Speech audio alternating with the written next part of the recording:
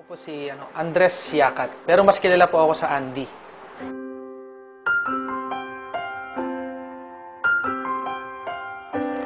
Pinanggalingan kong pamilya, hindi naman ganoong kayaman. Sabihin natin na nakakaraos araw-araw. Ang nanay ko, tindera sa palengke. Ang tatay ko naman, magsasaka. So, yung buhay namin, nung time na doon ako naninirahan, talaga umiikot lang sa bukid. Bukid, pagtitinda. So, doon ako nabuhay. Sa pag-aaral, bali nakatapos din ako nung pag-aaral na Electronics and Communication Engineering. Sa 4 na magkakapatid, ako lang yung nagkaroon ng pagkakataon na mapag-aral. Kaya natapos ko, nag-abroad agad ako dahil gusto ko talagang makabawi sa kanila dahil alam ko yung naging hirap ng buhay namin. Ang hindi ko makakalimutan sa buhay ko nung time na nakapag-abroad ako sa Taiwan dahil unang trabaho ko yun, sobrang hirap. Naranasan ko doon yung magtrabaho ng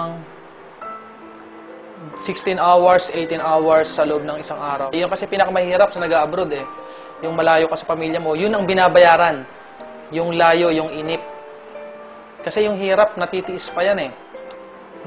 Pero yung, alam mo yun, yung pangungulila sa pamilya, yun yung isa sa pinaka hindi ko malilimutan sa buhay. Sa Taiwan, ang laki ng pagkakaiba. Kasi noon, papasok ako ng alas 7 ng umaga, uwi ako ng alas 7 ng gabi.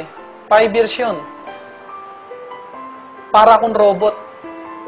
Magtrabaho, matutulog, kakain. Doon umiikot ang buhay ko. 5 taon lumipas, wala pa din. Alang nagbabago. Pero sa AIM Global, ang nakita ko dito, ibang-iba. Kasi dito sa AIM Global, darating pagkakataon, nakamukha na nangyari sa akin, na kahit talaga wala ka ng ginagawa, pwede ka pa rin kumita. Sa 8 months, nailabas ko yung first car ko rito, yung pick-up na nabili ko nung una. At after 2 years, nabili ko na yung bago kong kotse, yung Hyundai Accent na ginagamit ko ngayon. And ito nga ngayon, ngayong October, yung condominium naman na pinapangarap ko, mailalabas ko na rin ngayong October. Pag ako pupunta sa ibang bansa, alam na alam ko magtatrabaho ko. Pero dito sa AIM Global, grabe na nangyari sa akin. Pumupunta ako sa ibang bansa, Hong Kong, Singapore, Thailand, Malaysia. Pumupunta ako hindi para magtrabaho. Pumupunta ako ngayon para mamasyal, para magnegosyo. Ganun kaganda yung AIM Global. 1, 2, 3. I know you want me. You know I want you. I know you want me. You know I want you. I know you want me. You know I want you. I know you want me. You know I want you. 1, 2, 3, 4. 1, 2, 3, 4. Rumba. Ella quiere su rumba. Rumba. Ella quiere su rumba. Si es verdad que tú eres guapa, yo te voy a poner gozar. Tú tienes la boca grande, dale, ponte a jugar. 1, 2, 3, 4. 1, 2, 3. Sa company, sapagkat sa nangyari sa buhay namin, sa aming mag-asawa, na nakasama ko siya ng lagi na, hindi ka mukha dati na pinupuntahan ko pa siya sa Singapore. Pero dahil nga sa laki na kinikita ko na din, nagawa ko na yung pauwi siya dito. Yun ang isang bagay na hindi ko makakalimutan sa kumpanya. Very thankful talaga ako sa AIM Global. Dahil now, magkasama na kami ng asawa ko. Kasi before, nagtatrabaho ko bilang nurse sa bansang Singapore.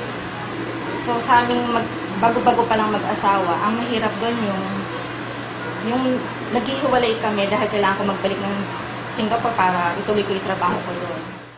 Sa AIM Global, sa mga bumubuo, sa mga may-ari, maraming salamat po sa inyo po na ginawa sa amin. Dahil po sa inyo, nabago po ang buhay po namin. Maraming salamat po. Mabuhay po ang AIM Global.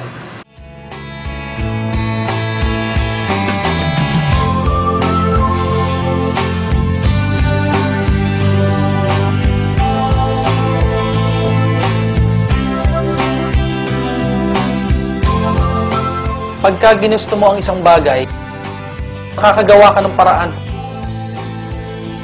Wala sa galing o talino. Ang importante pala, kung talagang walang-wala na mapagkukunan, kahit ano gagawin mo.